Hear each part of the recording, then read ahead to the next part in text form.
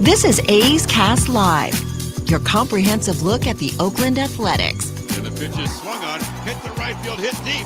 Whitefield going back at the track, over his head, and over the wall. Do you believe that? And 29 other MLB clubs. Ramirez with a drive to deep right, away back, goal! Hey, it's a bomb out there by the Rocks. And boy, oh boy, this third inning is now showtime. It is a judging blast. All rise. Here comes the judge. Join us as we take you inside the baseball universe, from humidors to spin rates to game-changing moments. We have you covered. Spend your afternoon with us next from the town, only on A's Cast Live. Here's Chris Townsend. Well. As you can see on the camera, yes, Commander Cody here, not on the camera just yet. I'm, I guess, de facto Chris Townsend for the next few days because Townie's in Hawaii. Be back on Thursday. But Johnny Doskow, Ray Jensen sitting in with me today on A's Cast Live. A's 5 in a row. But first, Johnny, welcome back. Thanks. Great to be back. Great to see you guys. I was looking forward to this. Seeing my guy Ray, seeing the Commander. Great to see you. So, yeah, no, it's great. What a trip, right? You lose the first 4 games of the trip. You win the game 5, as I said, and then all of a sudden you say, well, look, you got a chance of winning road trip. And then you win the final 4 games of the trip, final one in Pittsburgh and the 3 in Milwaukee. Pretty impressive trip. Yeah, I mean, 5 in a row. You take down the NL Central. The A's are now 6-3 versus the NL Central. That's right. The 1-2 against the Reds, who are now like the talk of baseball all of a sudden because of Ellie De La Cruz and Matt McClain and Hunter Green. But, hey, 5 in a row. First time since 2021. It's been impressive. Ray, also welcome back. Actually, this might be your first time co-hosting with us. Yeah, other than like remote times I filled in for you in your European trek last season. That's true. Yeah. I'm always presence always felt when I'm gone. I still join from Iceland. That's right. We did a broadcast from Iceland for like 5 minutes with my spotty Wi-Fi, but I was on it. So that's great. Dedication. Yeah. Well, my wife wasn't too happy about it, but I promised Townie that I'd make an appearance from Iceland, and well, here we are. Nice. Well, look, 5 straight and to sweep Milwaukee. I mean, they've been struggling offensively a little bit. That's a good club over there, and so to sweep Milwaukee, though, especially you go into that road trip with 12 wins and you come out with 17. There is a feeling in the clubhouse, and the plane was a little louder. That's on the flight home. Happy flight, or their first happy flight, really, because first time they had won right before, obviously leaving for a trip. So it was leaving on the way back, and it was pretty exciting. It was exciting, and just to feel the vibes and the plane, and the guys were elated to get some wins. Yeah, it's been great. Sorry, I was texting with the great Greg Horn. We're gonna have Andy Freed, Rays broadcaster, on. Rays best team in baseball, 48-20 coming into town. They just got done with a big series against the Texas Rangers, which I don't think they swept. They won 2 out of 3, if I'm not mistaken, right? Is that what it was? 2 out of 3, yeah. 2 out of 3 against Texas, who is the second best team in the American League right now. Yeah. And they're coming in playing really good ball. But Andy's going to come on and talk to us about the Rays, and also a dear friend of the show, Dave Wills. Ray has a shirt on in memory of Dave Wills, who passed away in spring training, the Rays radio voice. We're going to have Hogan Harris, A's left-handed starter, coming on, hopefully sometime around like 4:45-ish. And then we'll have the Hall of Famer, Ken Korak, the great at Ken 5 Korak. o'clock. The Bay Area Radio Hall of Famer, Ken Korak. Absolutely. Looking forward to that. And, look, this Rays team, they're no joke. I mean, 31-7 at home.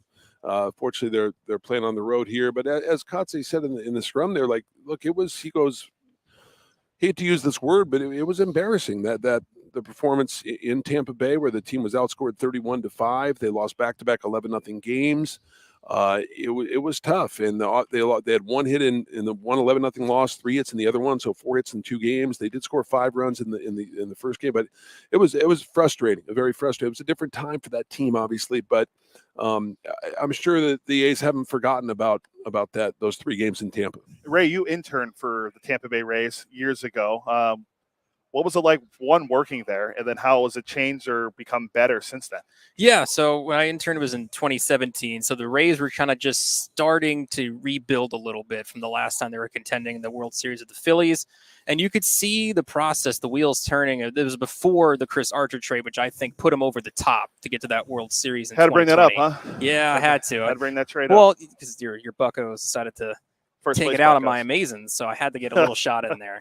But yeah, no, it's been a great organization to work for, and I've been blessed and fortunate to go from one great organization to the other, from here to the A's.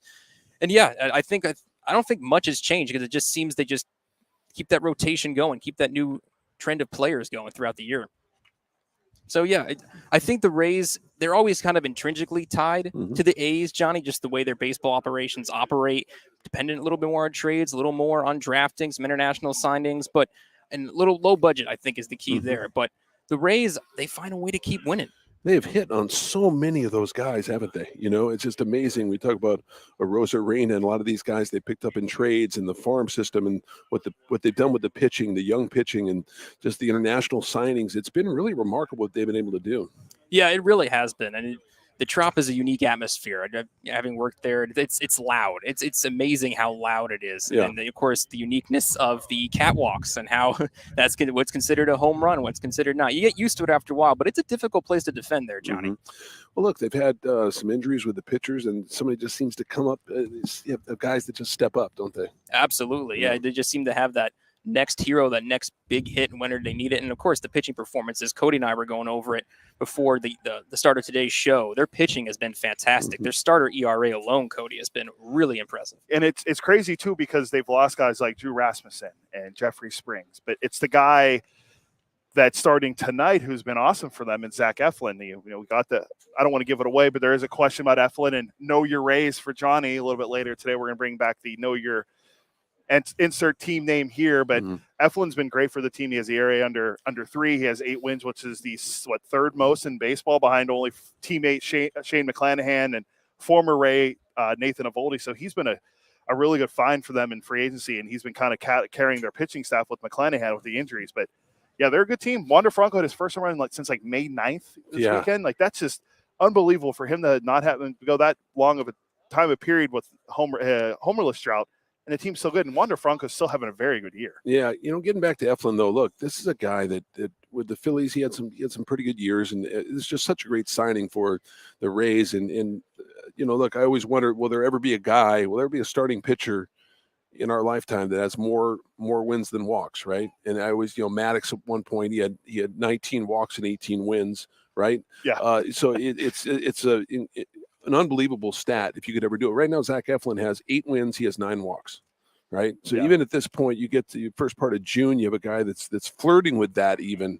He's been unbelievable for them. And it's on the other side of it, we look at the A's. Walks has been one thing we can agree on that has been a struggle for this pitching staff. So, but let's talk about the positives in that road trip. I think the pitching is starting to turn a corner, guys. For sure. The team ERA has gone down. It's now 6. I mean, it's still high, but it's 6.39. It's gone down. What we saw from JP Sears yesterday, he got his first win since September of last year. His last 6 starts, he has an ERA of, I think it's 2.53. He's been really good the last few starts, especially on the road trip. He was good. Even in starting Pittsburgh, didn't get the win, but he pitched well there. I'm really liking what I'm seeing out of the starting pitching. They're starting to come together. The bullpen's been better as well. I know we still got to maybe find some spots for Fuji and Trevor May, but I like what I've seen the last 6 games from the starting no rotation. Question. And look, we talk about Sears, and Sears, a guy, look, that game in Houston where he threw 37 pitches in the first inning. He was actually one batter away from being taken out of the game. He had 37 pitches in the first inning. He found a way to retire 16 out of 17 Astros, right? And that lineup is no joke, as we know. So look, he's pitched well enough to win 3, 4, even 5, maybe, but 4 games for sure. I think the whole team was relieved that he was able to get that win in that ball game yesterday, because look, as we know, wins for starting pitchers have been at a premium, to say the least. So 5 all year. So So for Sears to get, I know he was all smiles on the plane, and he's such a team guy anyway. But for him to get that win was really rewarding. It's cool. Yeah. And one nice thing to know before we get to Andy Fried here, now up to 17 wins, and we're kind of moving slowly past that narrative of the historically bad start. Now we're just talking about the team winning games. They're only one game behind the Royals in the win column. So we can kind of start moving past that, Cleveland Spider talk. And I know we're still on pace with the amazing, or the 1962 Mets and the 2003 Detroit Tigers. They were historically bad too, but they're playing much better, and that's all you can ask, is seeing the team improve each day. And a 5-game winning streak tied for the hottest team in Major League Baseball with the Arizona Diamondbacks, who are playing unbelievable baseball. Corbin Carroll has been a great find for them. I know he's not really he was a top prospect, but he's been playing great. Their pitching's been good, and they're just going to keep getting better. But it's good to see the A's rack up some wins in June. They already have 5 wins in June. They had 6 in all of May. So we could already surpass that total this homestand. Love that. I love that. Team's playing good baseball. It's really, really been a lot of fun to watch. I look forward to talking a little baseball with Andy Freed, who has been the voice of the Rays for quite a while, hasn't he? Yeah, he's been synonymous of a lot of the great moments in Tampa Bay Rays history, and it's always a pleasure to talk with him, and it's like one of the nicest guys in all of baseball. Yep.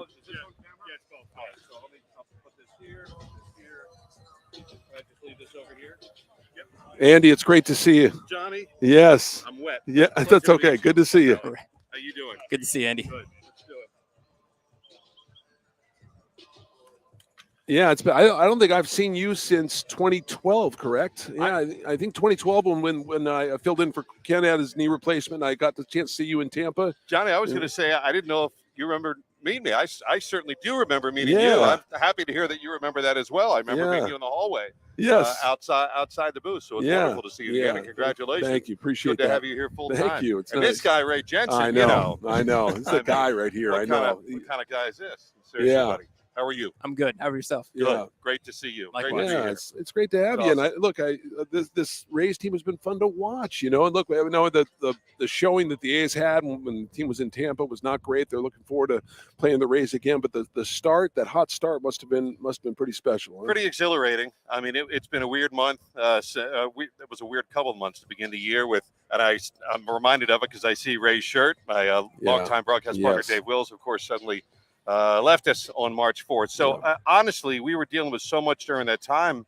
It was a lot of compartmentalizing. It was enjoying it for the moment, feeling a little sad that he wasn't there to be there because, as you know, Ray, you were with us for a good solid season, that he would have had a great time. He was a lot of fun to hang with. But that 13 in a row was a pretty remarkable ride. And honestly, it hasn't felt like it stopped. This is the only team in baseball that hasn't lost 3 in a row this year, which if you follow baseball, by mid-June or early June, whatever we are, that's pretty remarkable. I do want to talk about Dave. Sure. I really do, because I personally, when he reached out to me when I got the job with the A's, and he said, I can't wait to see you. And I was looking forward to the day to see him so badly. And I know it's one of your best friends, and he was such a vibrant part of life. He enjoyed life so much. And just so I know this has been such a huge loss, obviously, for the Rays fans, but for his family and everything. He's such a great human. So I know you miss him every day. Well, it's I was sorry to shoehorn it in there. I couldn't help it. When I think of that 13-0 start, it's this great memory mixed with this awful memory all at the same time. And I had a very hard time separating the two of them, and I still do. I think of one, I think of the other. Early April was a really difficult time, and honestly, in some ways, it hasn't gotten that much better. I mean, I keep thinking how much he'd be enjoying this, and I see his wife and daughter and son mourning, and we're all still mourning for him. At the same time, though, and Ray, you could appreciate this, I hear his voice in my head a lot saying, "Stop it, go enjoy the game, and do what we're all here to do, and that is celebrate Rays baseball." I know. So it's a real mixed bag emotionally. For sure. Well, for those who don't know, I mean, I just from being around you guys in 2012, and you guys went everywhere together. You went in the coach's office. You were in the booth. You guys did right. You guys were thick as thieves. You guys did everything together. I love that, though. Well, it's funny. They say if you have a job you love, you'll never work a day in your life. Yeah. Well, what if you have a job you love with a person you love? I mean, exactly. They became really good friends pretty quickly back in 2005, and we were inseparable. And it wasn't because we had to. It was just because we enjoyed each other's company very much. And in life, at some point, you can expect you'll lose your grandparents, you'll lose your parents, people that are older than you. But when you lose a contemporary, it really it's cold water to the face. So that I'm still trying to make sense of it. We still get tweets about it all the time. Teams are still leaving us wonderful cards and flowers. It's much appreciated. But it is a reminder what we don't have. But again, I mourned with Dave, for the loss of his dad, his mom, mutual friends. So I kind of have a sense of how he felt during those moments. And I really do strongly hear his voice in my head saying, cut it out, go enjoy the game. Yeah, and EB and is enjoying this run, right? I mean, this incredible run that the Rays are on right now. It's like, well, and you have to go back to at least certainly when Dave and I got here in 2005, but long before that in 1998, the franchise really was a joke for quite a long time. It was when you were on the top 10 list of the Late Show with David Letterman as a punchline, you've made it as a pretty big embarrassment nationally, and that was fairly routine for a time there. So to think of how far it's come in that short of time, from 05 when Dave and I arrived to 08 when we won the pennant, and it really hasn't taken much of a backseat since.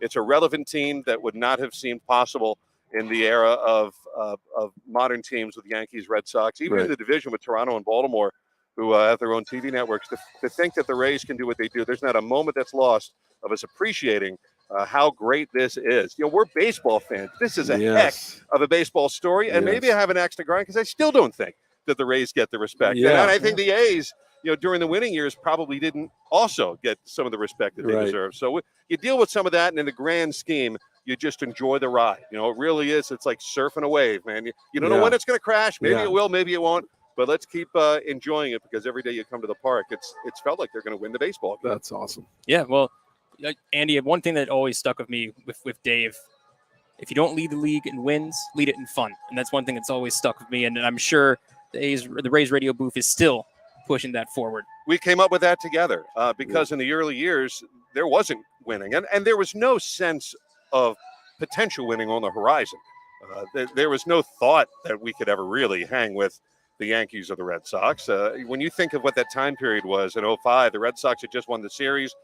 They and the Yankees had been in the LCS back-to-back years. They were the monsters, and there was no way that could ever happen. So we were going to have a good time. We were happy to be here. And at the time, the fan base for the Rays was a mix between anger and apathy. Half the people didn't like the team, and the other half ignored it. So to think of how far it's come by winning, by better ownership, Stu Sternberg and his crew have done incredible things with this franchise, and to think what it's become. So it's become a lot easier to have fun at the ballpark, but we're going to have fun one way or the other, whether we win or not, because it's just great to be involved. Yeah, look, and Dave and I would always say, look, we're here for a brief time. It was here before us. It'll be after us. Let's cultivate it, have a good time, and hopefully hand it off better to whoever comes after us. Yeah, it just seems that, you get pitchers that go down with injuries, and all of a sudden the 22-year-old kid, Tosh Bradley, comes up, right? And it's amazing. It says about the farm system and how they do things. And I think Josh Lowe said it best. He said, look, he said, it may sound like a cliche, but this is a family, and you feel that as a player going through the minor leagues. It's not just coach speak. It's not a cliche. It feels like a family in the minor leagues. He goes, I know people are going to be upset when they get released and traded and all that. He goes, I get that. But from my experience, it feels like a family. Well, I can tell you, having been a member of the front office there for 19, this is my 19th year now, and it's not just what happens on the field. It's organizationally. It's under the umbrella of what Stu and Matt Silverman and Brian Auld and Andrew Friedman before him, and many others, Eric Neander, Peter Bendix, I could go on and on, have been able to cultivate. And it's not easy, and it doesn't happen overnight. It takes a long time to build that culture of a franchise and what you want it to be. And a lot of it is coming down to the basic point of being your authentic self. We're in baseball here. We're not selling widgets. Right. We're not at an assembly line, and we're not doing things that aren't fun. So enjoy yourself. And I think a lot of that was when Joe Madden, why he was the right fit as the manager at that point in time, 2006. Because as you know him now, that's the way he's always been. Express yourself. Have a good time. Yes. Be silly. Step out of the comfort zone. You never know where a good idea might come from. He was all for trying wacky ideas, and I think like Jose's series is a really good example. And I'm not trashing any of his other organizations. They do things the way they feel is right. But Siri and the Rays are a really good mix because he's allowed to just be him. Yeah. If he wants to goof it up a little bit on a fly ball, as long as you make the catch, it's okay. Wander flips the ball to himself, throws to first.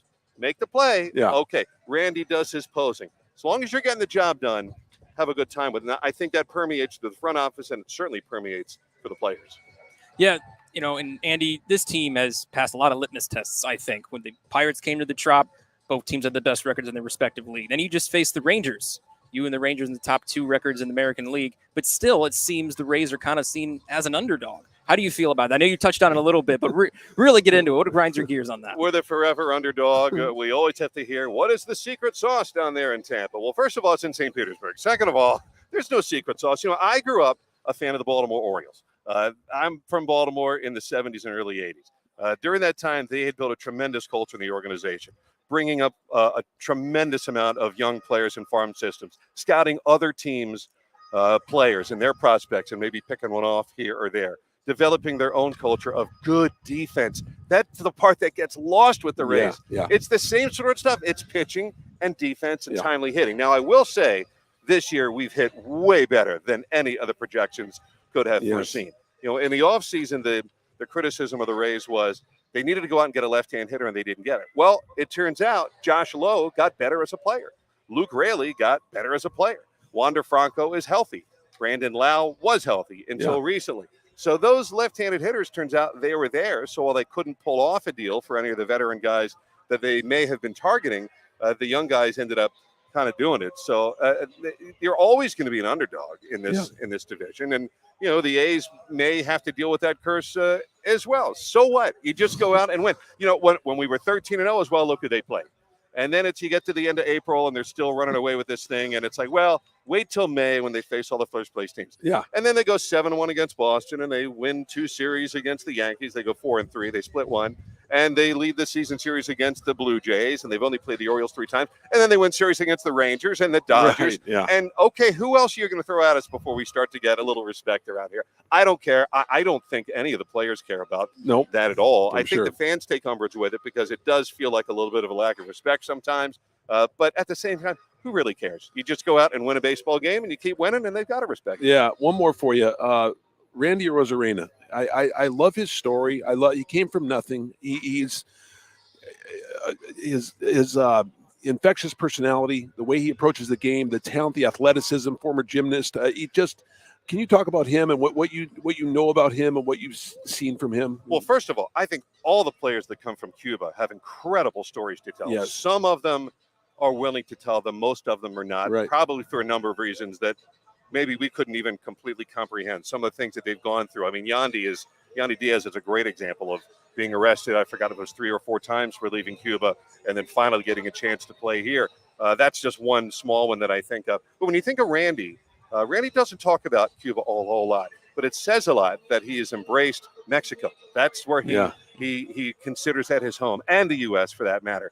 And I think because it is genuine, that's why he's able to kind of pull off some things that other people can't. Yes, it's flashy, and it probably does rub some people the wrong way, the posing and that sort of thing. At the same time, I don't think the Rays have ever had a player that have been able to connect with the fans and be a star player at the same time. Longo was a superstar player, but probably not a guy that's going to sit there and be as warm and fuzzy perhaps as a guy like Randy. And I don't mean to knock Longo. I love him. David Price, great player. Probably not that guy. A player of Randy's personality is rare.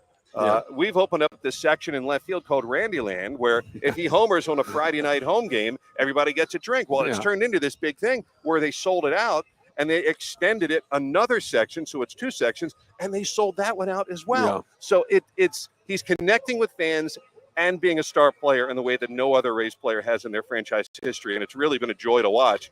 And that's why our crowds have been up, I think, in some ways. Winning does a lot of things, and it's been an awful lot of fun to be around. And Randy he's having a good time playing baseball. He looks like it. He looks like is. he is. It's so good. He's fun. You're fun, and it's good to see you. Thanks so much for taking the time. Really appreciate it. Johnny, Ray, my pleasure. Yeah. I'm a big fan of A's Cast. I think we should be doing stuff like this. That's great. And this guy we knew way back when. So really proud of you too. Thank you. Glad things are going so well. Thanks, Andy. Thanks, boys. Thank you very much, Andy. We'll take a break. When we come back, we'll have Know Your Rays of myself and Johnny coming up next here on A's Cast Live. This is Chris Townsend. There are two things that are a must for me: comfort and style. Whether I'm playing golf, going to dinner, I've got to have the right feel. That's why I've partnered with Linksole, and you're going to love Linksole. They have just released their new spring line, new fabrics for their polos, lightweight and perfect for technical performance. Linksole also has new styles for their layers and hoodies with cool prints and seasonal colors. You know what they say in the big leagues: look good, play good. Go to linksole.com. That's linksole.com. Chevron with Techron has unbeatable engine cleaning power, and it gives you unbeatable mileage for all kinds of unbeatable destinations, like time in the sun at the beach, or time in the sun riding roller coasters, or a day in the sun hiking mountains. Well, probably just one mountain would be enough for a day, but hiking a mountain is still an unbeatable choice for how to spend time. Download the Chevron app now to get unbeatable mileage at locations near you. This is Chris Townsend, and if you're looking for a great place to eat and watch games, go see my friends at the Chicken Pie Shop at Walnut Creek. The Chicken Pie Shop is one of the hottest restaurants in Walnut Creek. You're not going to find a better menu, and come try their world-famous chicken pie that has been served in Southern California for 86 years. Spacious indoor and outdoor dining, perfect for your next private party or corporate event. Don't forget free parking. For more information, go to chickenpieshopwc.com. That's chickenpieshopwc.com. If you're looking for a new mattress, Nest Bedding has you covered. Sleep on the same mattress Hall of Famer Ricky Henderson sleeps on. Nest Bedding is the #1 brand of online mattresses and the Bay Area's favorite mattress store. Take home the Easy Breather pillow. The New York Times calls it their #1 pick. You can navigate their easy-to-use website, nestbedding.com. That's nestbedding.com. Green and Gold fans, use the coupon code Oakland and you get 10% off your entire order. Nest Bedding, love where you sleep. Thanks to the Xfinity 10G network, my little brother's friends won't leave our house. When I was their age, internet with basically no interruptions was a pipe dream. You sound like my grandpa. Now through April 23rd, new customers can get 200 megabit Xfinity internet during our limited time Xfinity 10G network launch celebration for just $25 a month for 2 years. Go to Xfinity.com/10G, call 1-800-XFINITY, or visit a store today. Requires paperless billing and autopay with stored bank account. Restrictions apply. Taxes and fees extra. After promo, regular rates apply to internet service and devices. Actual speeds vary. It's Kids Cheer Free all summer long. Bring your kids ages 14 and younger to the ballpark on Sunday home games for free. After the game, race around the bases with Stomper on the same field that your favorite A's players do. Get your tickets now at athletics.com/kidsfree. Hey, Billy, this deck is great for getting everyone together. Thanks. We're really enjoying the outdoor space, especially on a day like today. What's the material? Humboldt Redwood from Ashby Lumber. They gave us a great deal, provided us with a quick quote, and we couldn't be happier. We even found a great contractor through their online contractor directory. Don't miss a day outdoors. Visit Ashby Lumber in Berkeley or Concord to see our stock of naturally strong, naturally beautiful Humboldt Redwood. Find out more at ashbylumber.com for all your building needs. Ashby Lumber. Innovation is at the core of Cal State East Bay, like at our Green Biome Institute, where faculty and students preserve genetic information from California's endangered plants, or how we open doors for local entrepreneurs at our Small Business Development Center. From educators to nurses to STEM professionals, Cal State East Bay has real impact throughout the region's neighborhoods, boardrooms, and the entire economy. Be part of the innovation. Connect with Cal State East Bay at csueastbay.edu/impact. Baseball season is officially here, and there's no better time to build your collection of Topps trading cards. Topps packs feature everything from top stars, rookies, game-used memorabilia, and autographs from players around the league, as well as special inserts and surprises. Visit your local hobby shop, retailers, and Topps.com to collect the first product of the season, Topps Series 1 Baseball. Follow @Topps on social media to join the conversation and start sharing your collection today. When Northern California businesses need some pop in their lineup, they call the bank rooted in the East Bay, Mechanics Bank. Since 1905, Mechanics Bank has been helping Bay Area and Northern California businesses find success and perform at the top of their game. See how they can make a difference in your business today. Call or stop by your local branch or visit mechanicsbank.com. Mechanics Bank, the official East Bay bank of the Oakland A's. Member FDIC and equal housing lender.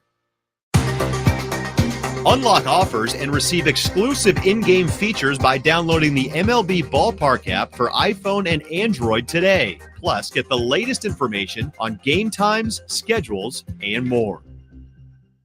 We are right in the middle of major season on the PGA Tour. Hey, those guys are good, but it won't stop you from having a great golf outing at Cinnabar Hills Golf Club. Just a short drive south of fast-paced Silicon Valley, the 27 holes of championship golf will give you and your friends a full day of enjoyment. Plus, a great 19th hole experience awaits at the grill. Not only golf, but Cinnabar Hills is ready to provide a first-class experience for any event. Learn more at CinnabarHills.com, CinnabarHills.com. Streaming from the town, A's Cast Live continues with Chris Townsend. Well, as we already pointed out, Chris Townsend not here. Cody Elias, Johnny D, Ray Jensen here. We just had Andy Freed on, broadcaster for the Tampa Bay Rays. Great to learn more about the Rays, even though we already know a lot about them. But it was also great to hear about Dave Wills. Yeah. He's a good friend. Dave came on a lot with Townie and I over the years, so it was really sad to hear about his passing, but it was good to hear you guys talk to Andy about Dave and his legacy. I'm sure it's therapeutic for Andy to talk about it because, I mean, like I said, those guys, they went everywhere together. And you go to the ballpark and, you're with your TV or radio partner and you see him in the booth and you know, we're fortunate enough to like the people we work with, but those guys were thick as thieves, man. So I know he thinks about them every day. And I know when you work with someone every day like that, and then it was just a tragic passing because he was, I mean, I couldn't wait to see him. I couldn't wait to see him for this time when they were coming out here. I couldn't wait. And so I can't imagine what he goes through and his family goes through, So. Yeah, we always look forward to talking to him and we're close with Dwayne Stats, the TV voice, who was not on this trip. So, but it was nice catching up with Andy. That's actually the first time I've got a chance to meet Andy. So it was nice. Get a chance to meet him, and then Ray get to reconnect with Andy after his years interning. But so we talked about the Rays. So nice transition into a segment we did very popular in spring training. Yeah, called Know Your Insert Team here. So we're going to do Know Your Rays. Oh, here we go. This guy's going to crush me on this. Oh, we'll see. We'll see. This is going to be good. So we'll start with the easy one for Know Your Ray. What year was Ray Fosse drafted? I'm just kidding. We're not doing that kind of Rays. We're talking about the Tampa Bay Rays. What city do the Tampa Bay Rays actually play in? Oh, what is St. Petersburg? That is correct. Right. What is St. Petersburg? Is correct. Right? Did you know that? I did. I lived across the street from the Tropicana Field, so I would hope I knew it. That was your address, right? Yeah. Okay, that's pretty good. All right, number 2. Who was the first ever manager of the Tampa Bay Devil Rays? First ever manager of the Tampa Bay Devil Rays. Oh, that's a good question, man. I know who it's not because I guessed it incorrectly earlier. But I'll see if you fall in that same pitfall. Was it Don Zibber? No. Who was it? The answer is Larry Rothschild. That's good. Okay. I guess Lou Piniella. Lou Pinella was the second manager. Rothschild's a pitching guy. Yeah. Wow. He was the pitching coach for the Yankees. Was that a couple? I always say pitching coach for the Yankees. It was recently, like within the last 10 years. So yeah, Rothschild first ever manager of the Tampa Bay Devil Rays when they were still called the Devil Rays. Right. Okay. Who was the first ever player selected number 1 overall by the Devil Rays? Number 1 overall by the Devil Rays. Was it Evan Longoria? No, he was. He was. Ray didn't know this either. Only guy I could think of was Tim Beckham, who was more modern era Rays. Yeah. Is this guy ever do it? This guy went on to become an MVP, not with the Devil Rays. Oh man, he was out of the league for a bit. Troubles off the field. Then came back with the Reds, then went to Texas and turned around his career. Once dropped the ball in center field in Oakland in game 162. Then went on to play for the Angels and signed a historically bad contract. Oh, who is Josh Hamilton? That's correct. There he is. Josh Hamilton. That doesn't even count though. That's too many hints. That did not count. That's embarrassing. It took me that long. So it was. Ray mentioned Tim Beckham. Beckham was 2008. The next guy after that was Delman Young was the next 1-1 in 2003. Okay. So Rays have had some number 1, had some 1-1s. Yeah. We're in Oakland. We have, I don't know, I think the last 1-1 we had was Rick Monday in 1965. That was Kansas City. So it doesn't even count. Wow. Okay. What are the names of the Tampa Bay Rays mascots? This I would not know. This is you. Okay, well, there's Raymond, and then there's DJ Kitty. Okay.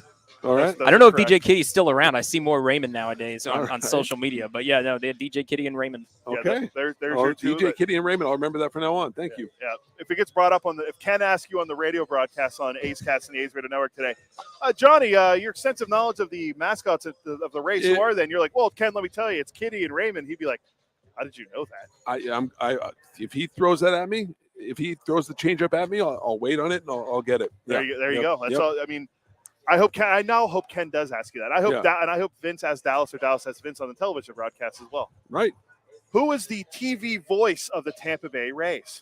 Dwayne Stats, of course. Come on. All right. Well, I did mention it That's earlier. a really short putt. Pick it up. Short putt. Yes. Yeah. So for this series, Andy Fried. Yeah, that's true. That technicality, true. Yeah. Not like the putt, like the guy from the Canadian Open hit from like 72 feet yesterday for the Eagle to win. To beat awesome. Tommy Fleetwood. Yeah, that was an awesome putt. Who was the first ever opener for the Rays? I'm going to say, who is Sergio Romo? This guy, he's on fire right now. I'm actually a little surprised you're getting this many right. After what happened in spring training, I don't know. Spring training there were some good moments, but there were some bad moments. The worst one I asked you the entire spring training was what beer is brewed at Coors Field, and everyone's like Coors Light, and I'm like, no, it's actually Blue Moon. No, such a hard question to get right. Such a great changeup. Yeah. All right. Who signed the biggest free agent contract in the history of the Rays franchise? That'd be the gentleman who's pitching tonight, Zach Eflin. 3 years at 40. That's the biggest one. Are you sure? Mm-hmm. Yep.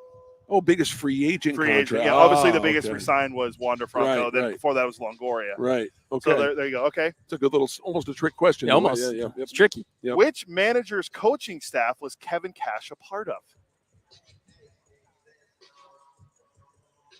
Oh, man.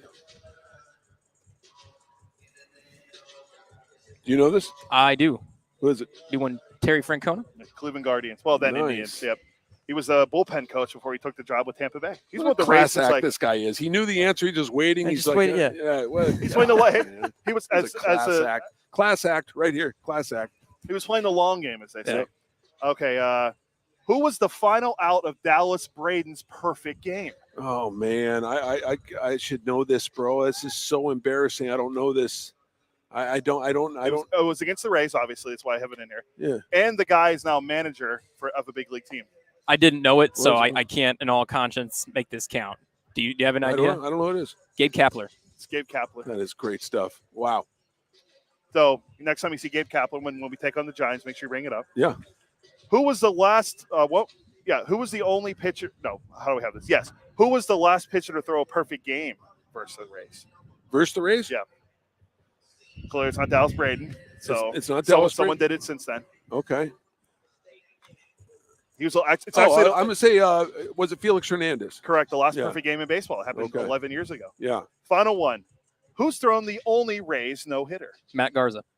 Oh, you didn't even give Johnny a chance. Boom. You didn't even give Johnny a chance. I got to end this one right away. Matt Garza. Nice. Are you a Garza guy? You like Garza? I like them a lot. Yeah. Okay. Tony always made the best point, but I was waiting for someone to say James Shields. And Tony always goes, how many big games did he actually really win? I could see Tony watching this. How could you not know it's Gabe Kapler? How could you not know that, John? It's crazy when you think about it because, we can just take one step further. Who was a shortstop that threw out Kapler? Cliff Pennington. There you go. Look, this is like a true pro. Redeemed himself. Yeah, totally. He redeemed himself. It's crazy to think that it was Gabe Kapler was on the Rays. He was also a Red Sox. I mean, Kapler bounced around a lot. Now he's doing a nice job managing the Giants. And we don't. When did we play them? July? Yeah, I don't. I think it's sometime in July. Yeah, I think it's a 2-game set, then a 2-game set, 2-game set there, and 2-game set here. But Kapler final out of Dallas's perfect game, which was 13 years ago last month. Yeah, that's right. It's been a long 10th, time. 2010, May 9th, 2010. Yep. A's lefty Hogan Harris is going to join us. All right. Probably after BP. Okay. I'm just watching as the guys are shagging fly balls here. By the way, SC Ruiz, since we're talking about tonight's game, now hitting .410 with runners in scoring position. Have you ever seen a leadoff hitter be that good with guys in scoring position? Amazing.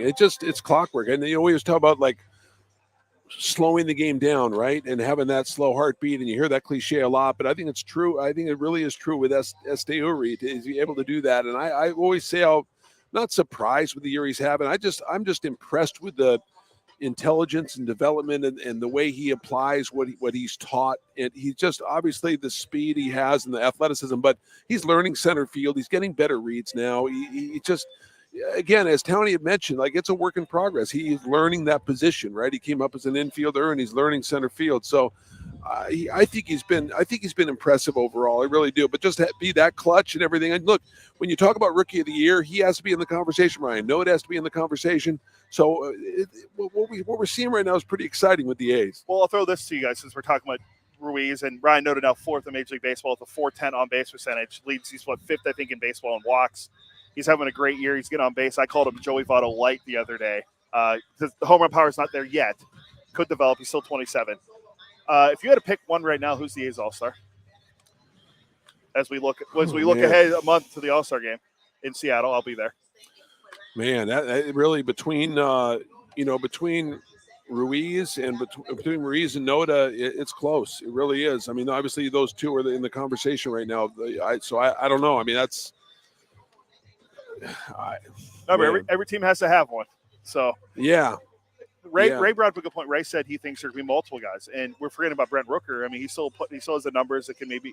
He had the numbers to start that would have been a shoe-in, and now we're kind of looking more towards it. We don't know. So yeah, right. And the Rooker, you see, there are some signs that he's coming out of it too. So that's a possibility too. Rooker could be a possibility too. But you look at I mean, I don't know. Yeah, it's tough. I'm more inclined to just look at Rookie of the Year because that's what I vote for those two. So I kind of get caught up in that. But as far as All-Stars, I mean,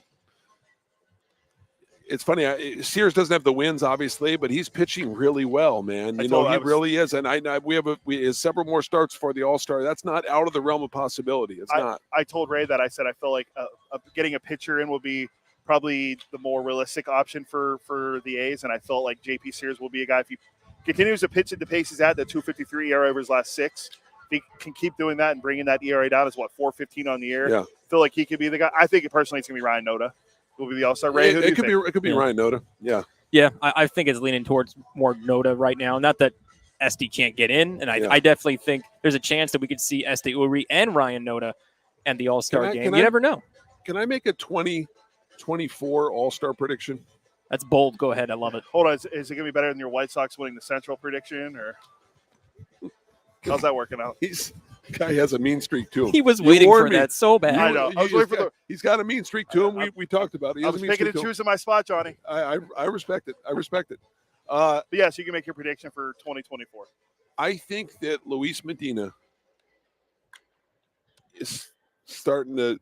You're going to see some special things out of him, and into next year as well, or the end of this year and into next year as well. I think he's special. I really do. Do you think that they continue to keep using the opener for him, or do we let him just go? I think I like the opener. I've always been a big opener guy, but I like the idea of doing it for some of the younger pitchers like Medina, to let him not go through the top of the order 3 times and not face the top, or go through the order 3 times and not face the top of the order to start the game, especially if a team like Tampa Bay also. So I like it. You have a couple guys that have experience being the opener, like Austin Pruitt, like your good friend Sammy Long, who we're going to have on sometime this week. Yeah. He's been the opener the last couple of years for the Giants. I think it's a good strategy to use, especially for Medina. I like that. It's bold. That is very bold. I didn't think you were going that. They're going to say something like Soderstrom's going to be an All-Star. I'm like, okay, you know what? First round pick. I mean, it's not really that bold, but you did tell me in Pittsburgh that we would win 2 or 3 against the Pirates, and you were right. And you did tell Alex and I that thought the team was going to get hot, and they've won 5 in a row. So besides the White Sox, you're on a good roll right now. Hey, speaking of and the Cardinals being in the World Series. Right, Cardinals Blue Jays isn't looking that great. But speaking of Sammy Long, how about Sammy Long saving back-to-back games? Yep. And coming through and finding a way. The A's needed him, and he came through both games. I'm really impressed with him and impressed with a lot of those guys down there in the bullpen over this stretch. Look, it's one thing to win, and they had a couple blowout games, but to win games 2-1 and 5-2, and win the tight 8-6 yesterday, win some tight games, that's a lot about the club. You know? I really think so. And it's interesting, as it said in the game notes today, that the A's have saves in 4 consecutive games for the first time since, I think, 2018. So I definitely agree that the bullpen is starting to get more consistent. They're starting to get more confident. And I know Townie says it all the time. You have to build confidence. You can say, 15 wins, it doesn't matter. It does to these guys. Yeah, it does a whole lot to these guys. It means the world. It's crazy. Sammy Long goes from being the opener to now being a guy that's picking up saves. Last guy I remember doing that, Liam Hendricks for the A's. Wow. Liam Hendricks, great story. I know not to go off on a tangent, but great story, him coming back from cancer. Yes. Now he's back on the injury list. Hopefully he gets back soon. We want to see him when he's here when the White Sox play. But, yeah, Sam Long has been a great find for the A's. ERA under 3. But he's been doing as the opener, now closing games. Maybe we'll see him back as an opener. Who knows? But bullpen's been much better. Aside from a couple guys, the bullpen and the walks. I mean, the 6 walks yesterday is always going to be a little troublesome, but that's been an issue all year long. So if they keep working on that and bringing that ERA down and winning some games and getting past that narrative of the historically bad start, the trending of the Spiders, I mean, I think there's a lot of positivity. We see how the guys are running behind us, jumping into the camera and having a good time. I mean, not that they weren't beforehand, but I think like there's a lot. It's infectious, and everyone's starting to have. We're having a great time. It's way different. You would never think this team has 17 wins with the way everyone's acting the last couple of days for sure. And by the way, can we talk about Jace Peterson's historic night? 5 for 5, 2 home runs. He did have a 5-hit game before. He didn't have the 2 homers in it, but you really started to see it. He started to have some good at bats. He lined out a couple times, and you started to see it happen. And now I talked to Pat Murphy about him, who has been his coach for a while in Milwaukee, and he said, "Look, he's going to hit. It's going to happen." But he made a nice diving play at second base as well. I mean, he's a good veteran player. Got off to a really slow start, but he never panicked, and his confidence never wavered. It's all about, pardon the cliche, trust the process. He did 7 hits and 9 at bats at one point. So I think we're starting to see Jace Peterson for who he is now. Yeah, and the nice thing about seeing guys like him and Aletnis Diaz, the veteran guys, starting to hit better, that's a good sign because they're starting to hit better. That gives confidence. The team will start building confidence in them. Then the young players start building confidence, and you're going to start seeing guys hit. Jonah Bride's has been doing well since he's been called up. Kevin Smith with a big home run yesterday. That was a Vegas Kevin Smith home run yesterday. That's not Major League. He destroyed that ball. So it's good. Hopefully he can keep that going because Kevin Smith was Babe Ruth in the PCL. So hopefully he can keep that going. But there's a lot of positive vibes in the clubhouse, and there's positive vibes all over the ballpark right now. So it's been great to see the team play a lot better after, we don't need to keep talking about it, but how bad the season had some started. levity too in the dugout with the hammer thing coming out. Langoliers was rolling. They were all laughing about it. So that was pretty classic too, Who ended up fixing the hammer? I saw someone bring it back and it was I don't know. I saw someone carrying it back and holding it when it was broken. It doesn't matter. They fixed the Thor hammer after he went like that and it fell off and they brought it back. I do like the Thor hammer celebration. I know some people are like, why are you celebrating? You have 17. Are they supposed to be oh man, we lost again? No, be exciting. Have a home run celebration. Like the Reds have something, the Angels have something. The Blue Jays, I think the Blue Jays actually retired the home run jacket, which I thought that was a cool thing. I thought that jacket was pretty sweet. Yeah, I'm fine with all that stuff. I know people are gonna, a lot of old school people are like, teams aren't winning. Why are you celebrating it? Yeah. You don't want that kind of vibe in the clubhouse where everyone's just down, hanging their head being down. I mean, I like what we're seeing so far, and it can only go up from here. And this is a good litmus test against the Rays. It is. I mean, look, this is the best team in baseball, and Kotsay talked about that. I mean, this team coming in is no joke with the starting pitching they have, with the bullpen they have. Their bullpen, Jason Adam, one of those guys, their bullpen's phenomenal. It really is. And a guy gets injured, they bring somebody else up, and look, this is going to be a big test for the A's, and having won 5 in a row, you do have some momentum. Tampa Bay did have to fly cross country. I mean, so did the A's, but a little longer flight from Tampa. So we'll see what happens. I'm looking forward to seeing this series because Tampa will see a different A's team than they saw in April. That we know. Yeah, like you said that because they got swept at the Trop. Yes. So I think this A's team needs to play with a chip on their shoulders and prove, hey, we're not that same team you saw early in the year. Yeah. We've improved. So I want to see some aggressiveness from the A's tonight.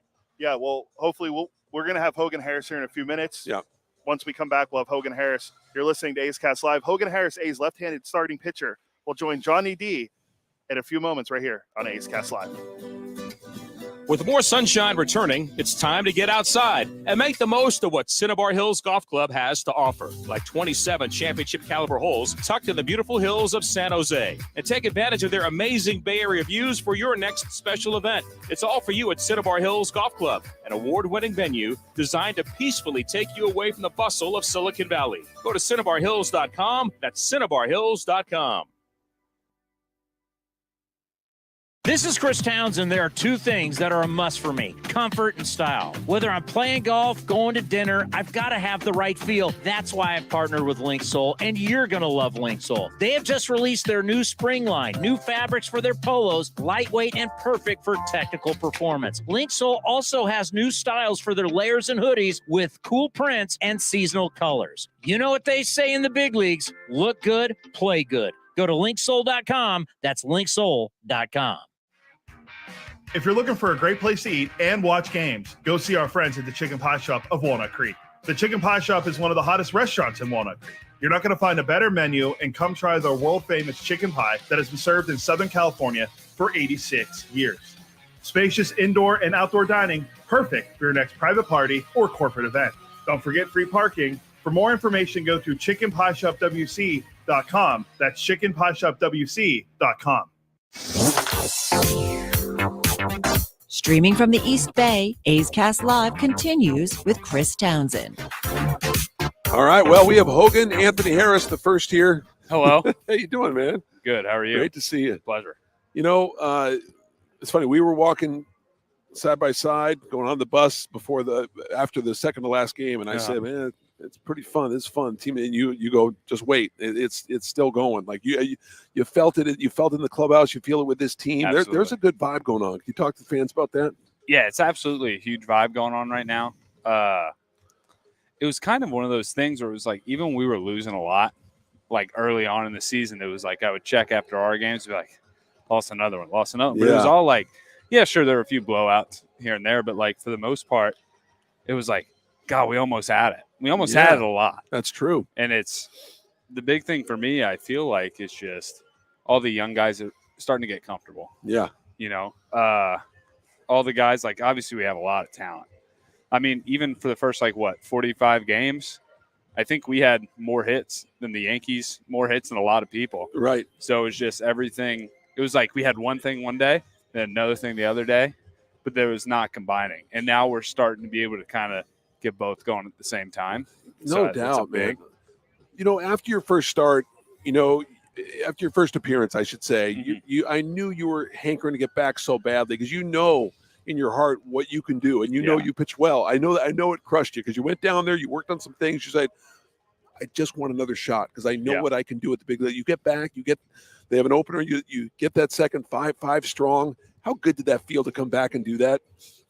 I mean, talk about a polar opposite, right, from one to the other. But it felt really good, but at the same time, it felt like that's what should have happened the first time. Obviously, maybe not at like the level that it was. I mean, I couldn't have ever asked for a better outing, a better reset than that for sure. I mean, what a lineup. You know, obviously had a few good plays behind me too, though, to help out. Yeah. A lot of hard hit balls, but they were hit hard at the right people. Yeah, right. But still, just it was such a confidence booster coming back. It's like, okay, cool. So my stuff does actually play, especially when you throw strikes. That helps too. But it's like nothing really like University of Louisiana Lafayette, and everything I've read about you, the people I've talked to about you, is nothing. You're never too high, never too low. The perfect demeanor for big league baseball, and you have to have that. So you were bothered by the thing, but you said, you know what, I'm going to get it back. Right? Has that always been kind of your mindset? And your I gave myself 12 hours, no matter what, no matter how good or how bad. I'll give myself, depending, 2 hours to 12 hours to be like, okay, I'll ride my high horse, or I'll be just wildly pissed off. You know, just one or the other.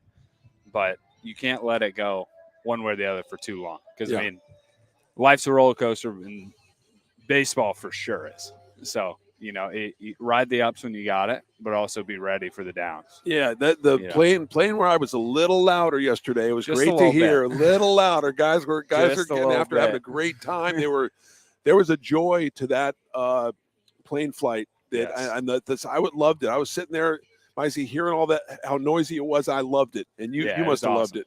I enjoyed it. I've only been on a few flights so far, but luckily, all the ones I've been on, we were kind of on the up and up right now. So I haven't been on too many of the down flights. You know, luckily we've had obviously 5 in a row right now. But even then, even when we were losing, it was still close games. You know, it was a lot of battling going on one way or the other. Like, it wasn't any blowouts that I can remember. Yeah. So luckily I haven't had to deal too much as of now with like the gosh, it's a really quiet plane. Yeah. Luckily. Last one for you, because I know you got to get up to a meeting, but I noticed in the dugout, you and Cap and Sears, you guys are constantly talking to each other about, different things in the game. And there's camaraderie with the starting pitchers and the bullpen too. Yeah. Do you feel that with this team, guys? I do. Feeding off each other that way? I do. I think the biggest thing is, obviously, like I said, we're young, but still, everyone's learning and we want to keep learning. No one feels content, which is a big thing. And also, like, that is one perk for me coming in with a younger team in general. Like, you don't feel as uncomfortable, like, ask a question. Yeah. To, like, do this. Like, obviously, like, if we, like, on the plane, I was like, hey, I don't want to mess this up. Like, where should I sit? Things like that. But, like, you're not afraid to go ask those questions with these guys. Like, there's just a certain level of comfort even before I made up the first time. It's like, obviously, like, I've been places with these people, but not consistently. But it just felt, the whole team in general, like, there's a certain comfort level, like kind of a brotherhood family type thing that I don't think many teams actually have. And so that's why I was telling you earlier, it's like once we start to click, I was like, okay, I think something special could start to happen. Yeah, you said that confident look, like, just wait, it's coming. Just wait. Hey, Absolutely. thanks. Get to your meeting. Absolutely. Thanks a lot. All right, Appreciate y'all it. have a good one. All right. That was Hogan Harris, our guest. Do we have the great Ken Korak right now? Or are we going to take a break? We're going to take a break. We'll come back with a Hall of Famer after this. This is Chris Townsend. There are two things that are a must for me: comfort and style. Whether I'm playing golf, going to dinner, I've got to have the right feel. That's why I've partnered with Linksole, and you're going to love Linksole. They have just released their new spring line, new fabrics for their polos, lightweight and perfect for technical performance. Linksole also has new styles for their layers and hoodies with cool prints and seasonal colors. You know what they say in the big leagues: look good, play good. Go to linksole.com. That's linksole.com. Unbeatable mileage from Chevron with Techron unlocks all kinds of unbeatable trips. Like to family dinner the next town over, or to a family wedding the next town over, or even to a family reunion over the river and through the woods at Grandma's house. Any drive is worth it to see Grandma, especially when you can stop along the way for unbeatable cleaning power from Chevron with Techron. Your engine will be thanking you for making the trip. Download the Chevron app now and find unbeatable mileage near you. This is Chris Townsend, and if you're looking for a great place to eat and watch games, go see my friends at the Chicken Pie Shop at Walnut Creek. The Chicken Pie Shop is one of the hottest restaurants in Walnut Creek. You're not going to find a better menu, and come try their world-famous chicken pie that has been served in Southern California for 86 years. Spacious indoor and outdoor dining, perfect for your next private party or corporate event. Don't forget free parking. For more information, go to chickenpieshopwc.com. That's chickenpieshopwc.com.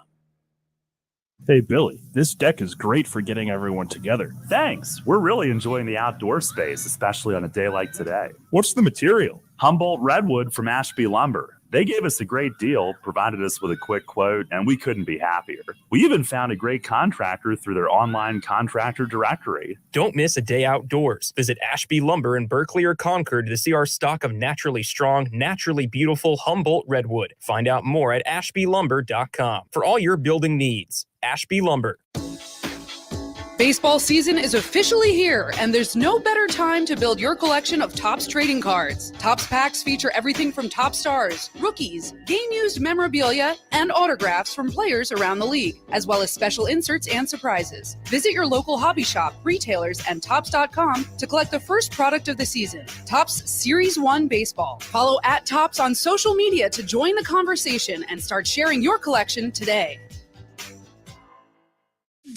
If you're looking for a new mattress, Nest Bedding has you covered. Sleep on the same mattress Hall of Famer Ricky Henderson sleeps on. Nest Bedding is the #1 brand of online mattresses and the Bay Area's favorite mattress store. Take home the Easy Breather pillow. The New York Times calls it their #1 pick. You can navigate their easy-to-use website, nestbedding.com. That's nestbedding.com. Green and Gold fans, use the coupon code Oakland and you get 10% off your entire order. Nest Bedding, love where you sleep. Thanks to the Xfinity 10G network, my little brother's friends won't leave our house. When I was their age, internet with basically no interruptions was a pipe dream. You sound like my grandpa. Now through April 23rd, new customers can get 200 megabit Xfinity internet during our limited time Xfinity 10G network launch celebration for just $25 a month for 2 years. Go to Xfinity.com/10G, call 1-800-XFINITY, or visit a store today. Requires paperless billing and autopay with stored bank account. Restrictions apply. Taxes and fees extra. After promo, regular rates apply to internet service and devices. Actual speeds vary. Innovation. A's Cast Live continues from the town. Here's Chris Townsend. All right, back here at the Coliseum, Ken Corrick, the great Ken Corrick with us. And Ken, great to have you with us. Good to see you. And I Thank you, Johnny. Working with you tonight on the radio. We're working together, yeah. That's right. I know, yeah. We get to next 4 days. I'm excited That's about going to be fun. It will. We'll have a blast. But I know Kotze said in the scrum with the reporters that he said, look, for lack of a better term, it was embarrassing in April. 31 runs we allowed, had scored 5 runs, back-to-back 11-0 losses, 4 hits in those 2 games. We want a better showing, and I think the A's are excited to show the Rays who they are now. Right? Well, I think he was really candid with that comment, I thought. He said in all areas, really, the A's didn't play well and fundamental breakdowns. So, yeah, they lost 2 11-0 games in the series. And I asked him, and you're going to hear the interview, the manager show later, is this series a barometer in terms of talking about where the A's are at now as they match up against the Rays, as we're now in the 3rd month of the season? So, maybe there's something to that.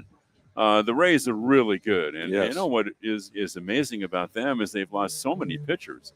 As you know, some of their best guys are on the IL, and they have great depth in their organization. So credit to them. So should be fun. They do. It's they seem to lose a guy and a guy comes up, and it speaks volumes about the farm system and the way they develop pitching, right? They just have this knack for pitching, right? Well, 2 guys who started against the A's in that series are on the IL, and Jeffrey Springs and Drew Rasmussen, and they just plug guys in. Now, McClanahan has been the best. I mean, he's the first half Cy Young, wouldn't you say, in the American League? He's just been tremendous for them. So, but, the way the A's are playing, and I think the other thing that Mark said that was interesting was because we've talked about the need for validation. When you work really hard but you keep losing, you want to be able to go to the clubhouse and celebrate and validate the hard work. And so as the identity of the team develops, I think that's been a really important thing, and that's been a big factor in their 5-game winning streak. Yeah, and I think another factor, too, we talk about the youth with Ruiz and with Noda and some of these guys, but the fact that Aledmus Diaz and Jace Peterson are starting to play, starting to hit. And those are 2 good veteran leaders on the club as it is. I think that helps a lot. It's been big, I think, on the road trip. Those guys came alive offensively. And even though Jace is only batting about, 225, his on base is 100 points better than his batting average. So that's big. And if you look at their club, these guys really didn't play together. There are a lot of new guys that came into the club this year. You look at the starting lineup tonight, Johnny, how many of those guys played together last year? So maybe it takes a while for that identity to develop. And you look at that, their offensive numbers are not good compared to the rest of the league. They've been better, of course, during the winning streak. But when you have Ruiz leading off and Noda batting second, right? Ruiz is leading the league in steals, and Noda's leading the league in on base. Right. That's a pretty good 1-2. And now Rooker is coming alive, and he's still in the top 10 in OPS in the American League. He's batting 5th tonight. So there are some signs that the offense is turning the corner. I wanted to pick your brain a little bit more about Ruiz. You've watched a lot of baseball in your life. You watch him, and you watch him roam center field, and you watch him hit 400 with runners in scoring position. What are you seeing overall from this guy through the first 70 games of this season? I think he's the most exciting player the A's have had, at least for sure on the bases since Ricky. And Kotze said that, I think, as early as spring training. Wow. Yeah. So it's just you want guys where when he gets on base, you don't want to go to the concession stand. Right? Those are really important players. The no concession stand players are really important on a ball club. He's a no concession stand. No, that's a great point. That's such a great point. And he's fun to watch. Yeah. And, Coco Crisp stole a lot of bases too. He was really an igniter for the A's offensively. I think Ruiz needs to get on base a little bit more. His on base isn't bad. His on base percentage is largely in part because he gets hit by so many pitches. So maybe a few more walks will really solidify his status as outstanding leadoff hitter. But for a young player, getting a chance to play regularly for the first time, I think he's been great. He could be the A's All-Star this year. I want to switch gears for a second, talk about a player that the A's saw on this trip in the first 3 games of this series. I'm so intrigued with him. I always loved, and I'm not comparing this guy to these guys, but I always loved Rodney Klein-Crew. I like Tony Gwynn. I like Wade Boggs. I like those kinds of players, right? To watch Luis Arias and what he's doing, to watch him use the entire field, to watch him survey the field before he hits. And I just want to know your take on him and watching him from afar, watching him play. What do you think of him? Well, it's not a stretch for me to say this, and Catronio will validate this, that the first time I ever saw him play, I told Vince that he's going to win a batting title. Like the first, I don't know, the first series, at least the first series the A's played against the Twins, where he played every day, I said he's going to win a batting title. Nice. So he can flip it around anywhere he wants. Yeah. He can hit it anywhere he wants. So if anybody's going to hit 400, I mean, it's so hard to hit. Yes. But he could hit 370. He could hit 380. The fact Johnny. that on June 6th or June 7th or June 10th that he's hitting 400 is incredible these days with all the specialized pitching. I mean, it's remarkable. I talked to Jason Hart. I talked to Rod Barras, both on that Marlins staff about him, and they have never seen anything like it. And since they've been in the game, I just love watching him play. Oh, he's great to watch, and that's a real baseball trade between the Twins because Pablo Lopez is pretty good pitcher too, right? It is. It's pretty good. I mean, when you're trading the batting champion in the league and then he's traded, you better get something back in return. You're darn right. So the Twins got a pretty good pitcher. They back. did. I know I'm bouncing from subject to subject, but I do want to talk about Medina. Because he had a strong performance coming out of the bullpen. They had the opener, and I had a little interaction with him in the dugout before a game, and I said, "You're feeling pretty good." He goes, "You know what?" He goes, "I feel like I can dominate this league." And he had that. It wasn't just I think I can dominate. It was like I'm going to dominate, and I love that kind of confidence. And he's got great stuff. He does. He has the stuff to do it. He had a tough outing against the Marlins, yes, as you know, and you were there.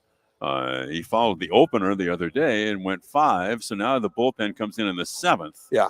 Which I think has been, I've never been a great fan of the opener, but I think with a young staff like Mark Hotze and the staff, they believe that Hogan Harris is really well suited to follow an opener. So they're doing this to try to give confidence to the young starters. And if you can do the opener, then the next guy comes in, gives you 5 or 6. Now you're pretty deep into the game and you can set up the bullpen the way they want it. I don't think they want to use 6 relievers every day like they did yesterday because the bullpen's thin tonight. Let's face it. They're not going to have all those guys available tonight.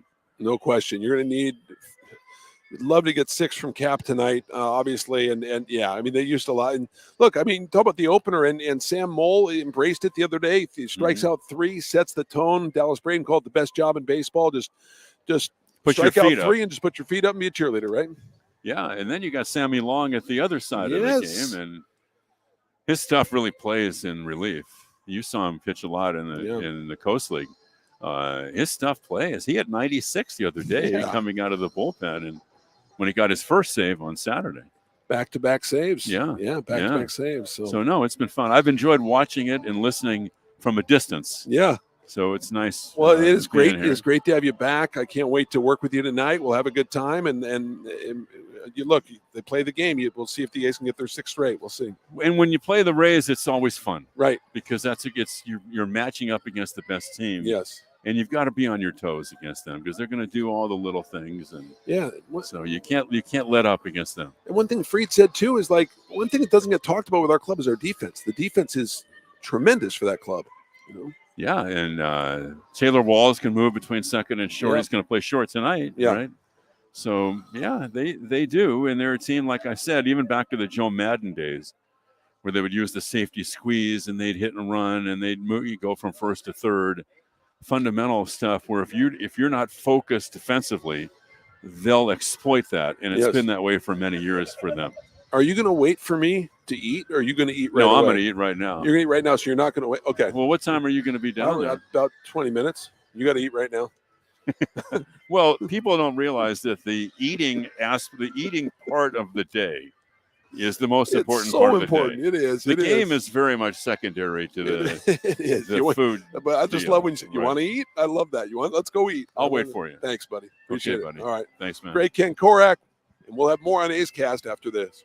This is Chris Townsend. There are two things that are a must for me: comfort and style. Whether I'm playing golf, going to dinner, I've got to have the right feel. That's why I've partnered with Linksole, and you're going to love Linksole. They have just released their new spring line, new fabrics for their polos, lightweight and perfect for technical performance. Linksole also has new styles for their layers and hoodies with cool prints and seasonal colors. You know what they say in the big leagues: look good, play good. Go to linksole.com. That's linksole.com.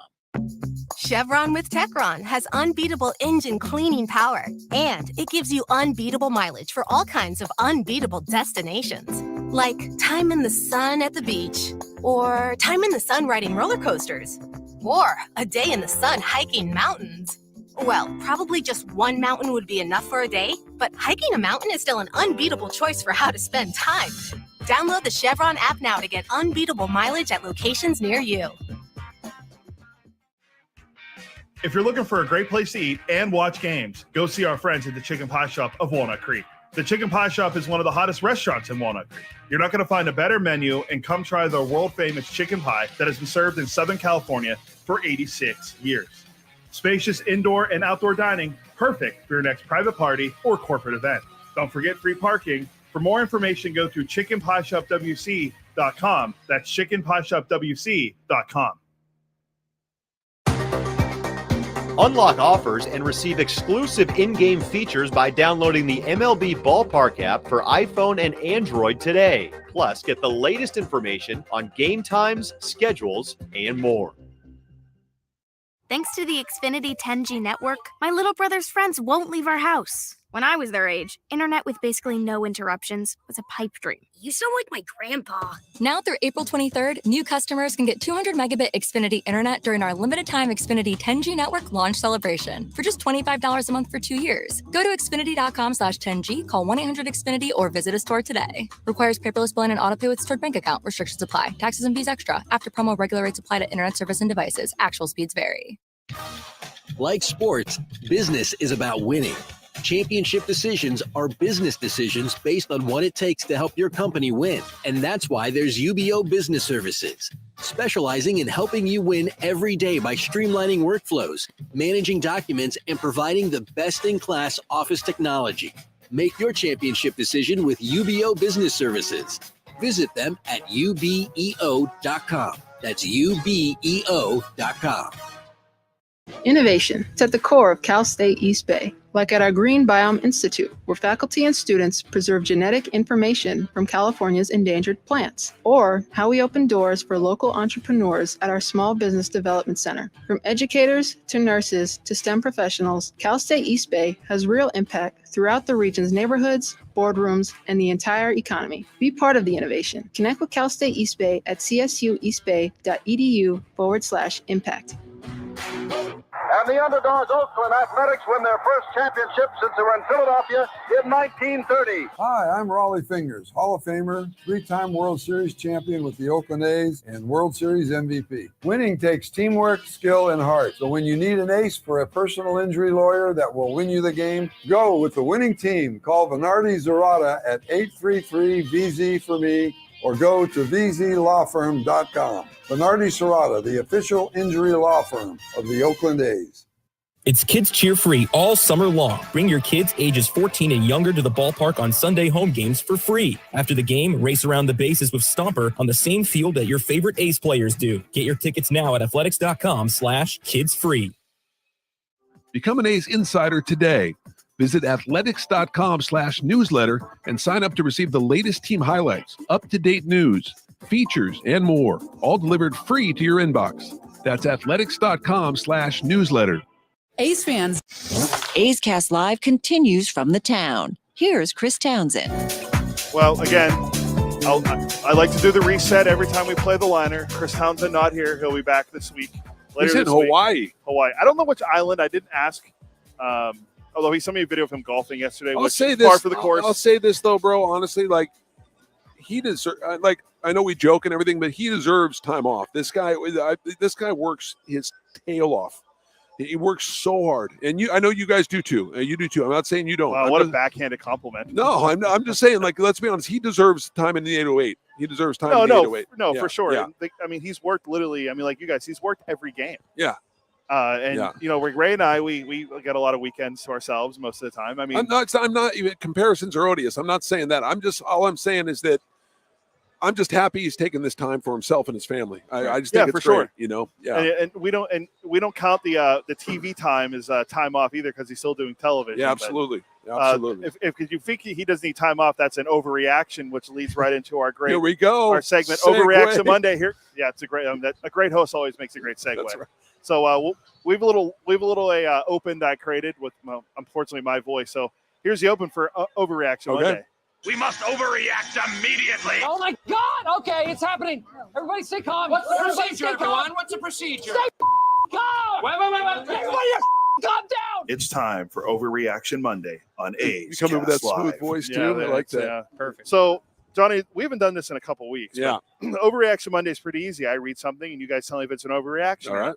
So first one, Snakes, the Arizona Diamondbacks. Yeah. Currently sitting first place in the NL, and I put NL East. I'm an idiot. It's NL West.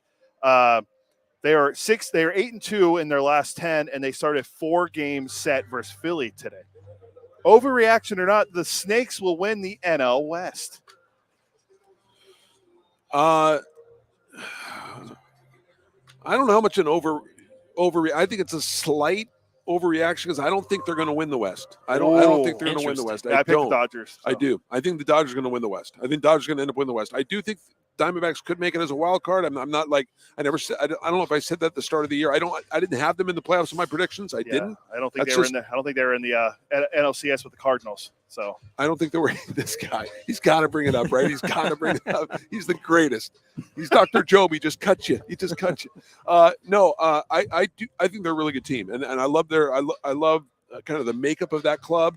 I just don't know if they have the pitching to win the division. But I do. I think it's the Dodgers' division to lose. Dodgers will win the division. But Diamondbacks have surprised me. They're impressive. They really are. Yeah, what do you think? Yeah, Ray Wood. You know, I don't think it's an overreaction, honestly. You mentioned that you don't think the Diamondbacks have the pitching to do it. The Dodgers' pitching has not exactly lit the world on fire lately. So I know it's a long season, and the Dodgers have their track record. They can win 100 games without blinking an eye in recent seasons. But I like the Diamondbacks' chances to take the West. Wow. Yeah, okay. I think with the Dodgers, Bobby Miller's been great. He's been great for them coming up from AAA, Oklahoma City. Top prospect, throws gas. I mean, his numbers are incredible. But Ray's right, their pitching has been kind of down. But if you look at the Diamondbacks, they have Merrill Kelly and Zach Gallen, and then it's really about it. Henry's been up and down. Yeah, a lot of their guys are younger, and Nelson, like they have some guys that they want to use, but they're a lot younger. So they're a team that could acquire a guy at the deadline, like a Dylan Cease if he's available, or Michael Kopech, or someone like I don't know. That's true. Maybe Marcus Stroman, because their farm system's deep. But we'll see. All right, so one says overreaction, one says not. That's all right. what's great about this. You have some disagreements. I like it. All right, for the first time this season, two-way star Shohei Ohtani admitted he's been dealing with a bit of fatigue this year because of his increased workload on the mound. The Angels have tried to maximize Ohtani's starts this year, shuffling their rotation when necessary to make sure he pitches every sixth day, but it hasn't really worked out too well. Although his ERA is at 3.32 in 13 starts after he had a 2.33 ERA last year in 28 outings. Overreaction or not, Shohei Ohtani will be out of gas before September. Absolute overreaction. There's no way. Ohtani maybe a little bit of a little bit of a lull here, but Shohei's going to find a way. His stamina-wise, the best athlete in the world. I think it's an overreaction, and Ohtani will be there come down the stretch. Yeah, I know last year that massive losing streak the Angels went on that cost Joe Madden his position. Ohtani wasn't playing that well. Neither was Trout. And I think it just shows that Shohei is human after all. Yes. He is a superhuman athlete, but sometimes you go through lulls like this. So I think a slight overreaction for sure. Yeah, it's baseball, right? I mean, look, you're going to have this in baseball sometimes, right? You're not going to be. I was literally waiting for you to use the line from Field of Dreams. It's baseball, Ray. You were rolling your eyes. He was rolling his eyes before he even said it. I was waiting for you to do the "it's baseball," Ray, right? Because you looked at me like it's baseball, and then you looked at it, I'm like, all right, you could have sat at the Ray and have been the scene from Field of Dreams. All right. Go. So I kind of feel like Ohtani, he's proved after last year that he is a guy that can handle this. Yes. Especially if your Angels are trying to trade him, other than they're still in it right now. They're third in the AL West. But I feel like if they're trying to trade him, that you don't want that out there that he's fatigued, because why would a team give up everything for him? And he's a free agent after the year. And if you're the Angels, you want to try to resign him, which I don't think he's going to stay in Anaheim. I'm sorry, my wife's an Angels fan. I don't think he's sticking around in Anaheim. He's going to be. I still think personally, if it's not the Dodgers, I think Seattle's going to make a big push for him. I think it just fits in the market, everything with him. It just makes sense. But I don't think he's going to be tired either. I think he's going to sign with the Dodgers for $500 million. It's a fair assessment. I think that. I mean, you've been right about everything lately, anyway. So I might as well add that to the list. No, I'm being serious. You said the Pirates. You said the 5 game. I mean, might as well chalk that. Luis Medina is going to be an all-star next year. I don't think it's going out on a limb though with Ohtani, right? I think a lot of people are saying that. I think the Dodgers haven't made moves the last couple of years. They are saving up for this. Okay, so this is completely off topic. Does Soto get over $400 million though? Do you think he does? I don't think he does now. I don't know. I don't think he's in that range. I don't know. I thought before. I think his stock's going down a little bit. I think so too. Yeah, and I mean, talk about Padres, how much money they've given out to all these players. Eventually, you gotta give a player maybe a little less than what they require. It's not like Steve Cohen where he's given $40 million to a pigeon to play third base. It'll be interesting to see how it ends up.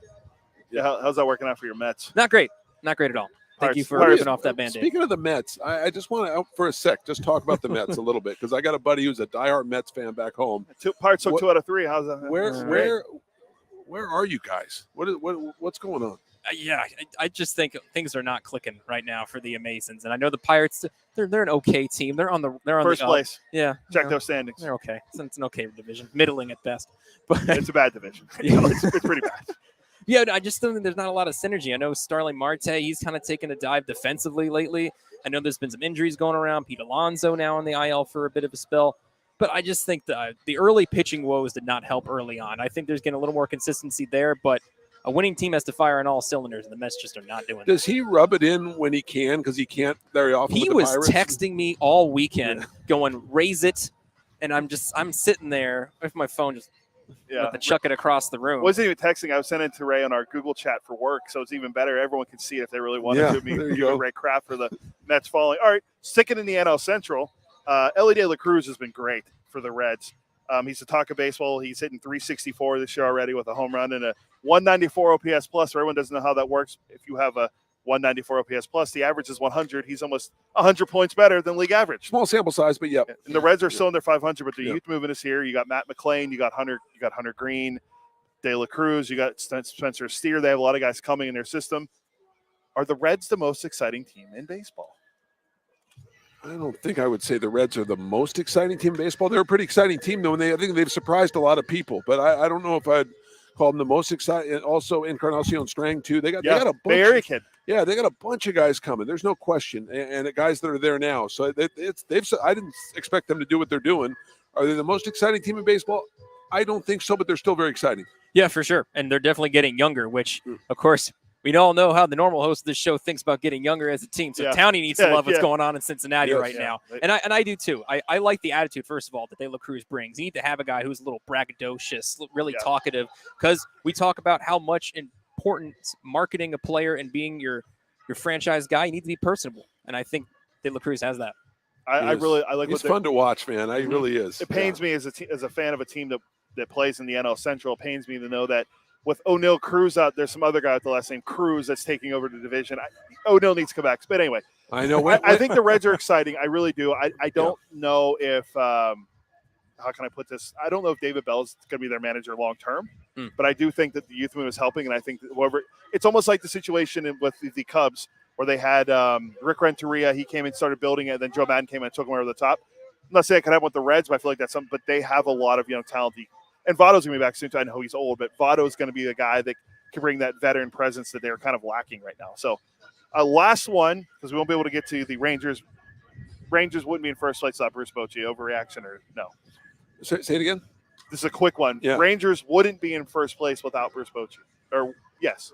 You know what? Look, the Rangers are a really talented club, but to sit there and say that Bruce Bochy's not a huge factor is just a yarn. It's a lie. I mean, there's no question what he does for a club and what he does for that clubhouse and what he does for it's a veteran club. And I'm telling you, he I saw an article on him today that just, He talks slow and he walks slow, but he thinks fast, and I love that. He's a brilliant baseball mind, and he has a way about him. He's a leader.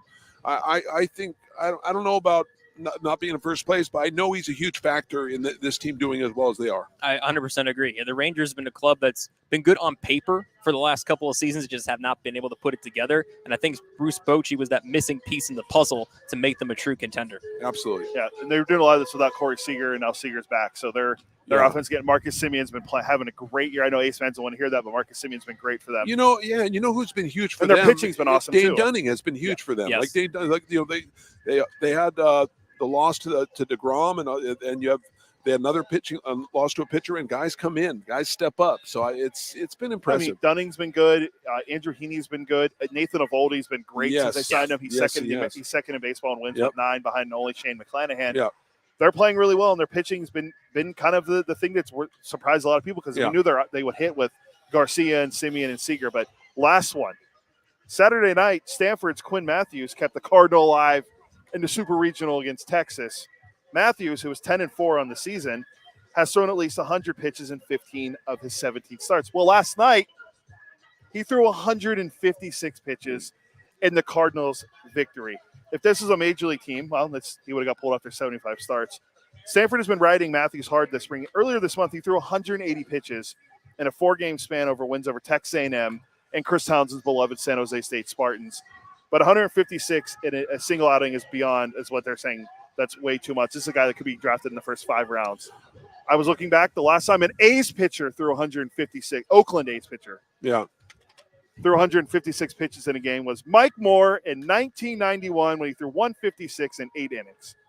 But Quinn Matthews talked about it after the game, and he made a pretty bold claim saying that they weren't going to take the ball from him, in which he's a senior, which could have been his last start. Quinn Matthews is with us. Quinn, you just finished off a legendary performance, 156 pitches. What were the last few innings like in the conversation about you finishing this? Yeah, I mean, I told them I was good to go. It wasn't like that they were going to try and take the rock out of my hand. I'm going to give up a hit there that made it a little more interesting. But, I mean, did the job. The team got the win, but we're not done yet, so we got to get ready for tomorrow. What was the last discussion when Thomas came out in the ninth? He goes, let's have an adult conversation. I said, I'm getting this kid out. And, again, pretty stirring conversation there. But, I mean, they gave me the leeway there. I knew that it was my last hitter of the game. I didn't know what my pitch count was at. But, like I said, I knew I wanted the rock. And, I mean, at least give the bullpen a shot tomorrow, and we'll be ready to go. So, for time, I'm not going to play the rest of it. Overreaction or not, Quinn Matthews' career is in jeopardy.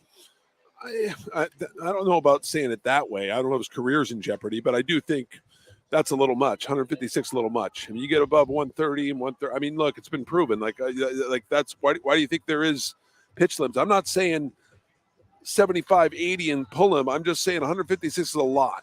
For a college senior, yeah. Right. Yeah. So look, I remember when someone with Vandy, I can't remember, I don't think it was Sonny Gray, somebody with Vandy might have been Sonny, threw 118, 120, maybe 130 pitches. And I thought that's a lot. 156 is too many. Too many pitches. So will his career be ruined? I don't know about that, but I'm just saying I think 156 is too much. Yeah, I don't think his career is in jeopardy, but it's never going to be the same. This pitch count is going to open some eyes, whether that's for good or bad. We'll find out. And this is a guy, of course, Cody mentioned it. He has draft pedigree. He was actually drafted by the Rays in last year's draft. Later in the rounds, didn't sign, went back to Stanford. But yeah, no, I do like he said, no, they're not going to take the rock from me. And I don't know about that. I know in some college baseball coaches, I think they were going to have the final say no matter who is on that mound, where they're going to take that ball or not. And David Esker is a coaching legend at Stanford. He coached at Cal. He won a national title at Stanford. I'm with her. I think that's a lot of pitches. I do too. I know what Townie would say. Let him throw. Let him go. What are we? I understand. No, that. I get he's a senior, could be his last start, sure. But he's also projected to be drafted in the first 5 rounds. If this is a guy that maybe it was his last start ever in baseball, okay, sure. But this is a guy that's a team's going to want to draft him. Right. What happens if they get him in, I don't know, during a workout, he blows out his arm or something. So it's going to be really interesting to see how he gets looked at now going into the draft next month during the All-Star break. But, yeah, that was the last time a pitcher threw 156 pitches in a game was Tim Wakefield in 1997. The last non-knuckleballer to do it was Roger Clemens at age 33 in 1996. Wow. So it's been a long time. As I mentioned, Mike Moore. Most pitches thrown by an ace pitcher was Mike Fiers recently was Mike Fiers and his no-hitter threw 131. Wow. Back in 2019. So all right, that's going to do it for Ace Cast Live. Quickly, I want to promote tonight's Lou Gehrig night here at the ballpark. I'm wearing my End ALS shirt for Sarah Lang's, one of the best friends of this program. Yep. We're rooting for you, Sarah. I wanted to make sure I wore this today. Vince Cotroneo is going to have it on NBC Sports California. We want to thank Andy Freed, Ray's broadcaster, Hogan Harris, and Ken Korak for stopping by. Myself, Ray, and Johnny will be back tomorrow. Yep. 4 o'clock right here on Ace Cast Live. We're going to have hopefully Sammy Long. We're going to have Brian Anderson, World Series champion with the Arizona Diamondbacks, and Ray's broadcaster, and whoever else we can find meandering around the Coliseum. We'll bring them on. Sounds good. But coming up in about 30 minutes, we're going to have Ace Total Access brought to you by Chevron with Johnny D. Yep. Thanks for watching, everyone, and listening on Ace Cast, and we'll be back in about 30 minutes. We'll see you tomorrow right here for Ace Cast Live. With more sunshine returning, it's time to get outside and make the most of what Cinnabar Hills Golf Club has to offer. Like 27 championship caliber holes,